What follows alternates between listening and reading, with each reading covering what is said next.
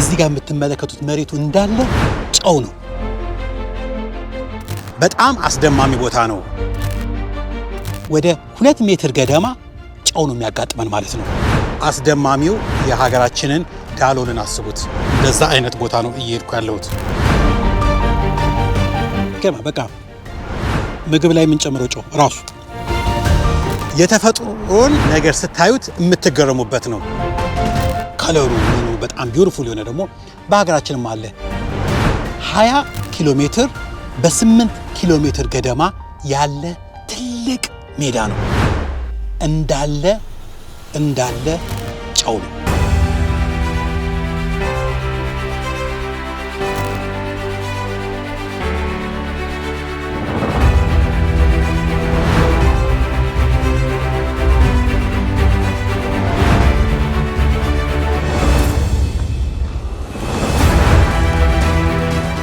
አሁን የምገኘው ከላስ ቬጋስ ከተማ ወደ 2 ሰዓት ገደማ መጥቼ ወደ ቦንቪል ሳልት ፍላት የሚባል ቦታ ከሳልት ሌክ ሲቲ 1 ሰዓት ተኩል ገደማ ርቀት ላይ የምትገኝ ቦታ ነች።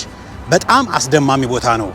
እንደው የተፈጥሮን ነገር ስታዩት የምትገረሙበት ነው። ትንሽዬ ሂንት ለመስጠት ያክል የአስደማሚው የሀገራችንን ዳሎልን አስቡት። እንደዛ አይነት ቦታ ነው እየሄድኩ ያለሁት። ትወዱታላችሁ።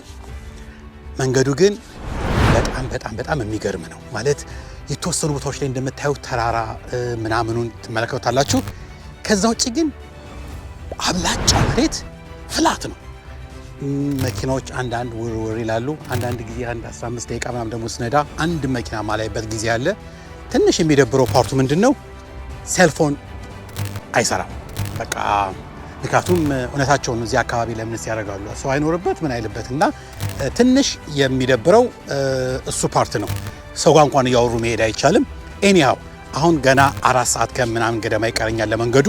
በምንሄድበት ጊዜ መንገዶቹም ላሳያችሁ ሞክራለሁ። ምን ይመስላል መኪናዬ ላይ ከላይ ሰክቻለሁኝና ካርማውንት ማድረጊያውን እስቲ እናንተም እያያችሁ የምትጓዙበት ነገር አደርጋለሁ። ከዚህ በኋላ የምንገናኘው ዋናው ቦታ ነው። ይወላበት ተከተሉኝ።